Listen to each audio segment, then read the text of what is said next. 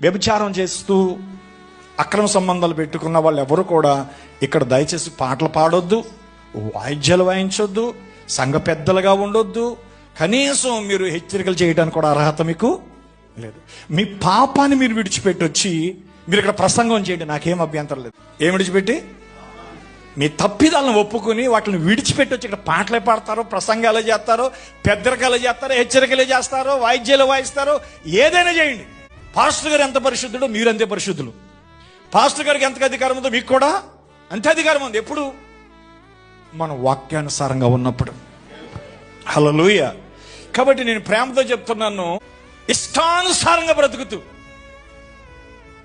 విచ్చలవిడిగా బ్రతుకుతూ, దైవ భయం లేకోకుండా మీరెంత మాత్రం ఇక్కడికి వచ్చి ప్రార్థనలు ఇక్కడికి వచ్చి చేయొద్దండి. అదేంటండి పాపులకు చోటు లేదంటే ఉంది, పాపులు చోటు. కానీ పాపాన్ని విడిచిపెట్టుకోవడానికే మనం ఇక్కడికి వస్తున్నాం, పాపాలు ఒప్పుకోవడానికి మనం ఇక్కడికి వస్తున్నాం.